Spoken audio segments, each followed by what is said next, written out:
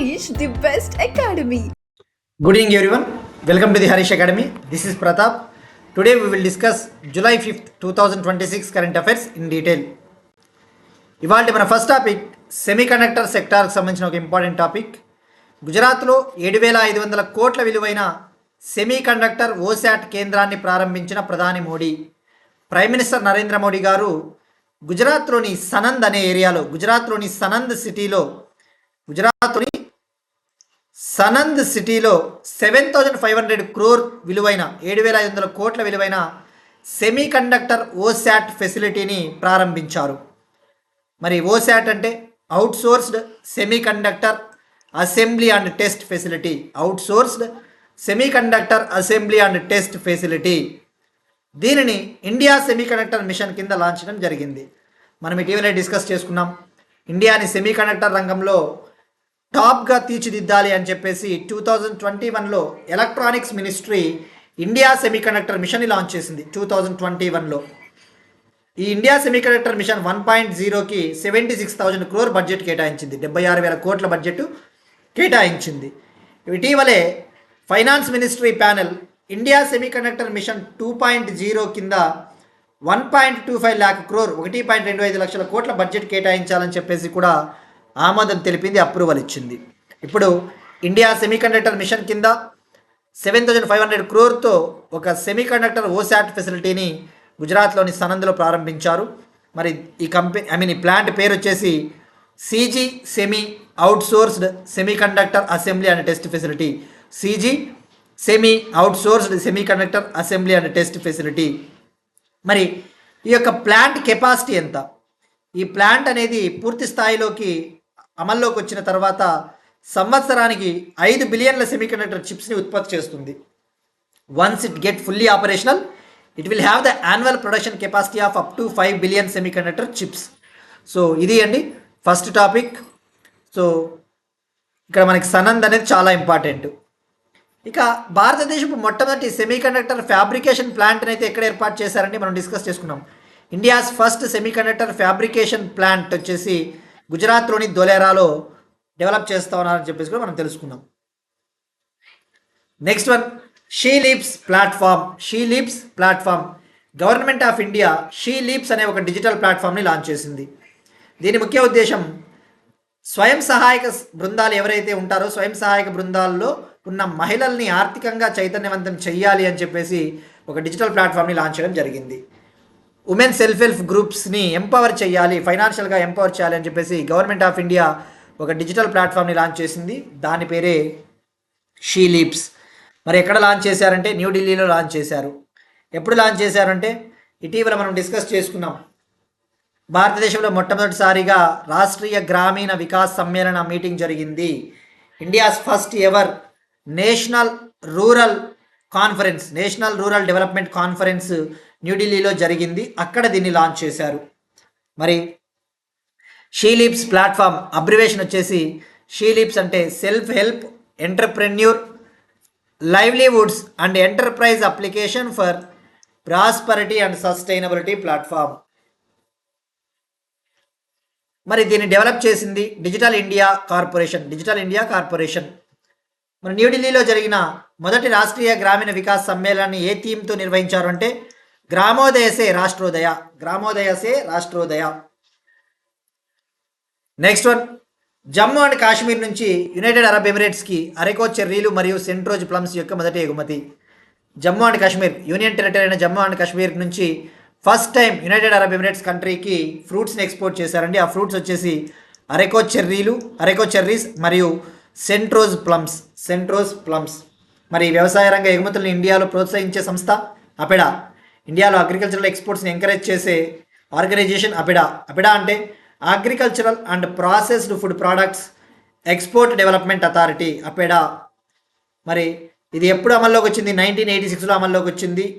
అపెడా చట్టం 1985 కింద ఏర్పాటైంది. ఇది కామర్స్ అండ్ ఇండస్ట్రీ మినిస్ట్రీ కింద ఉంటుంది, పరిశ్రమలు మరియు వాణిజ్య మంత్రిత్వ శాఖ కింద ఉంటుందని చెప్పేసి మనం లెక్కలేని సార్లు చెప్పుకున్నామండి. ఇప్పుడు జమ్మూ కాశ్మీర్లోని షోపియాన్ మరియు పుల్వామా జిల్లాలకు చెందిన రైతుల నుంచి సుమారుగా 1 మెట్రిక్ టన్నుల అరెకో చెర్రీలు మరియు సెంట్రోజ్ ప్లమ్స్ ఫ్రూట్స్ని ఫస్ట్ టైం యూఏఈకి ఎక్స్పోర్ట్ చేశారు. Next one modified Udan scheme. Prime minister Narendra Modi గారు మాడిఫైడ్ ఉదాన్ స్కీమ్ని లాంచ్ చేశారు. దీన్నే వికసిత్ ఉదాన్ అని కూడా పిలుస్తారు. వికసిత్ ఉదాన్ స్కీమ్ ఎక్కడ లాంచ్ చేశారంటే రాజస్థాన్లో లాంచ్ చేశారు. రాజస్థాన్లో జోధ్పూర్ ఎయిర్పోర్ట్కి సంబంధించిన న్యూ టెర్మినల్ బిల్డింగ్, కొత్త టెర్మినల్ బిల్డింగ్ని ప్రైమ్ మినిస్టర్ మోడీ గారు లాంచ్ చేశారు. అక్కడ ఈ స్కీమ్ని, మాడిఫైడ్ స్కీమ్ని లాంచ్ చేశారు. మాడిఫైడ్ అంటే ఆధునీకరించిన పథకము. మరి ఉదాన్ స్కీమ్ అంటేనే గుర్తు రావాల్సినది 2016లో పౌర విమానయాన మంత్రిత్వ శాఖ లాంచ్ చేసింది. 2016లో ministry of civil aviation launch చేసింది. దీన్నే ఉదాన్ అంటే ఉదయ్ దేశ్ కా ఆమ్ నాగరిక్, ఉదయ్ దేశ్ కా ఆమ్ నాగరిక్. దీని ముఖ్య ఉద్దేశం ఏంటి? టైర్ 2, టైర్ 3 సిటీలకు ఫ్లైట్ కనెక్టివిటీని అందించాలి. టైర్ 2, టైర్ 3 సిటీలకు కూడా విమానయాన సౌకర్యాన్ని కల్పించాలన్న ఉద్దేశంతో 2016లో లాంచ్ చేశారు. మరి ఇప్పుడు మాడిఫైడ్ ఉదాన్ స్కీమ్ని లాంచ్ చేశారు. దీన్ని యాక్చువల్లీ యూనియన్ క్యాబినెట్ 25 మార్చ్ 2026నే ఆమోదం ఇవ్వడం జరిగింది. ఈ స్కీమ్కి 25 మార్చ్ 2026నే అప్రూవల్ ఇచ్చింది. ఇప్పుడు అధికారికంగా మోడీ గారు లాంచ్ చేశారు. మరి మాడిఫైడ్ ఉదాన్ స్కీమ్ 10 ఇయర్స్ పాటు అమల్లో ఉంటుంది. 2026-27 నుంచి 2035-36 వరకు, 2035-36 వరకు ఇది అమల్లో ఉంటుందండి. దీనికోసం కేటాయించిన బడ్జెట్ సుమారుగా 29,000 కోట్లు, అప్రాక్సిమేట్లీ 29,000 క్రోర్ కేటాయించారు. ఎగ్జాక్ట్గా చెప్పాలంటే 28,840 కోట్లు కేటాయించడం జరిగింది. 28,840 క్రోర్ ఎగ్జాక్ట్గా చెప్పాలంటే. మరి ఇందులో భాగంగా ఏం చేయబోతున్నారు? ఈ మాడిఫైడ్ ఉదాన్ స్కీమ్లో భాగంగా 100 న్యూ ఏరోడ్రోమ్స్ని డెవలప్ చేయబోతున్నారు. 100 న్యూ ఏరోడ్రోమ్లని అభివృద్ధి చేయబోతున్నారు. వీటి కోసం 12,159 కోట్లు కేటాయించారు. అలానే 200 మోడర్న్ హెలిప్యాడ్స్ని అభివృద్ధి చేయబోతున్నారు. 3,661 కోట్లతో 200 మోడర్న్ హెలిప్యాడ్స్ని డెవలప్ చేయబోతున్నారు. అలానే ప్రాంతీయ వైమానిక కార్యకలాపాలకు మద్దతు తెలపడం కోసం 10,043 కోట్లతో వైబిలిటీ గ్యాప్ ఫండింగ్ ఆర్థిక సహకారాన్ని కూడా ఈ పథకం అందిస్తూ ఉంది. రీజనల్ ఎయిర్లైన్ ఆపరేషన్స్ని సపోర్ట్ చేయడం కోసం 10,043 క్రోర్తో వైబుల్ గ్యాప్ ఫండింగ్ పేరిట ఒక ఫైనాన్షియల్ అసిస్టెన్స్ను కూడా అందించబోతూ ఉన్నారు. మరి స్కీమ్ వచ్చేసి, ఈ స్కీమ్లో భాగంగా స్వదేశీ ఎయిర్ క్రాఫ్ట్లు, హెలికాప్టర్లను కూడా ప్రోత్సహించబోతున్నారు. ఈ స్కీమ్ అనేది ఇండిజినస్ ఎయిర్ క్రాఫ్ట్, హెలికాప్టర్స్ను కూడా ప్రమోట్ చేయబోతూ ఉంది. ఉదాహరణకు HAL Dhruv, Hindustan aeronautics limited Dhruv, HAL Dhruv కావచ్చు, డార్నియర్ ఎయిర్ క్రాఫ్ట్, ఇటువంటి ఎయిర్ క్రాఫ్ట్స్ని యూజ్ చేసుకోబోతూ ఉన్నారు. నెక్స్ట్ వన్, భారతదేశం మరియు మాలీ దేశం ప్రారంభించిన మొదటి ఎగుమతి ప్రోత్సాహక వేదిక. మాలీ కంట్రీ, ఇది వెస్ట్ ఆఫ్రికన్ కంట్రీ, పశ్చిమ ఆఫ్రికాలో ఉండే ఒక దేశము. Land locked country. Land locked country అంటే చుట్టూ భూమే సరిహద్దుగా ఉంటుంది, సముద్రం అనేది దీనికి సరిహద్దుగా లేదు. It is a land locked country located in west Africa. ఇక్కడ సహారా డిజర్ట్ ఎక్కువగా ఉంటుంది, సహారా ఎడారి ప్రాంతంలో ఉంటుంది మాలీ దేశము. మరి ఇప్పుడు ఇరు దేశాల మధ్య వాణిజ్యాన్ని పెంపొందించడం కోసం మొట్టమొదటిసారిగా ఒక ఎక్స్పోర్ట్ ప్రమోషన్ ఫోరం, ఎగుమతి ప్రోత్సాహక వేదికని మాలీ దేశ రాజధాని బమాకోలో లాంచ్ చేశారు. India and Mali launched first export promotion forum in Bamako. Bamako అనేది మాలీ కంట్రీ క్యాపిటల్. మరి ఇరు దేశాల మధ్య ట్రేడ్ అనేది యాక్చువల్లీ 2025-26లో 2025-26 ఆర్థిక సంవత్సరంలో ఇరు దేశాల మధ్య వాణిజ్యము $326.61 మిలియన్ దాటింది. దీన్ని ఇంకా పెంచాలి అన్న ఉద్దేశంతో దీన్ని లాంచ్ చేయడం జరిగింది. ఎక్కడ లాంచ్ చేశారంటే బమాకో. ఇది 2 రోజుల పాటు ఈ ఫోరం మీటింగ్ జరిగింది. దీన్ని ఎవరు ఆర్గనైజ్ చేశారు? దీన్ని నిర్వహించినది మాలీ దేశానికి చెందిన ఇండస్ట్రీ అండ్ ట్రేడ్ మంత్రిత్వ శాఖ, అలానే బమాకోలో ఉన్న భారత ఎంబసీ, అలానే మాలీ దేశానికి చెందిన agency for the promotion of export దీన్ని జాయింట్గా ఆర్గనైజ్ చేయడం జరిగింది.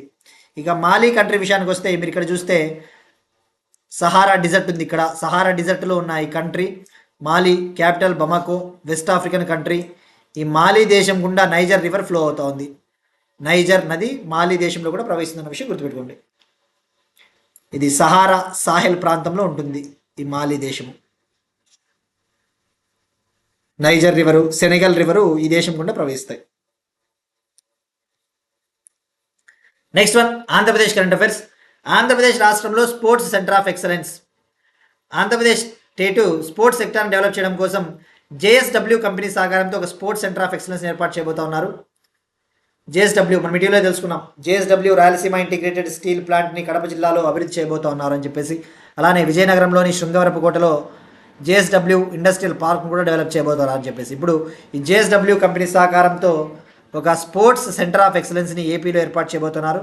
ఇంకా ఎక్కడ ఏర్పాటు చేయబోతున్నారు అని చెప్పేసి ఇంకా డీటెయిల్స్ ఇవ్వలేదండి. ప్రస్తుతానికైతే స్పోర్ట్స్ సెంటర్ ఆఫ్ ఎక్సలెన్స్ ఏర్పాటు చేయనున్న సంస్థ JSW.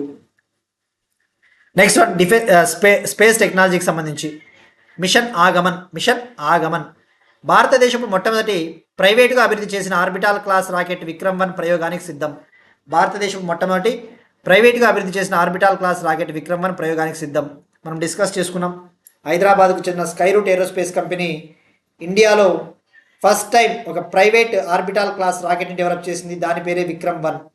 India's first indigenous privately developed orbital class rocket విక్రమ్-1 ఇది ప్రయోగానికి సిద్ధంగా ఉంది. It is set to be launched.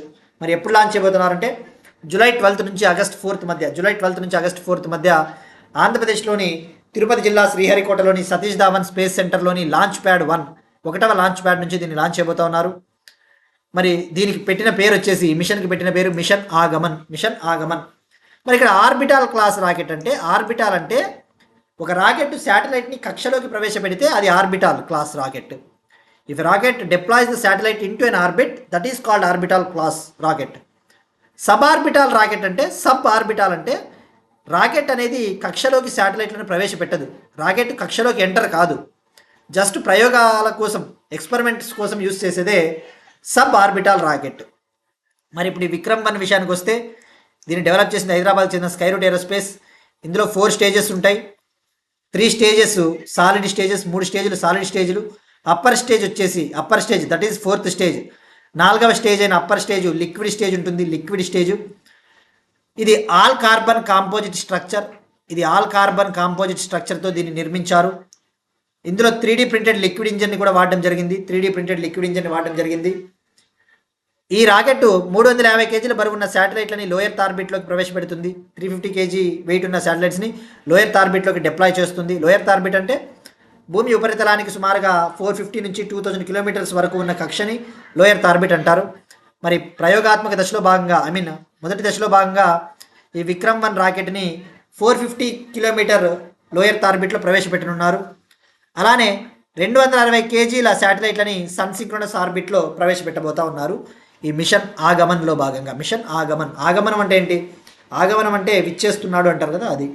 మరి ఇదే హైదరాబాద్ చెందిన స్కైరూట్ ఏరోస్పేస్ కంపెనీ 2022 నవంబర్లో విక్రమ్-S అనే ఒక సబార్బిటాల్ ఎక్స్పెరిమెంటల్ రాకెట్ని లాంచ్ చేసింది. మిషన్ ప్రారంభ కింద 2022 నవంబర్లో మిషన్ ప్రారంభ అనే మిషన్ కింద భారతదేశం మొట్టమొదటి ప్రైవేట్ సబార్బిటాల్ రాకెట్ని లాంచ్ చేసింది స్కైరూట్ ఏరోస్పేస్. దాని పేరు విక్రమ్-S అన్న విషయం గుర్తుపెట్టుకోండి.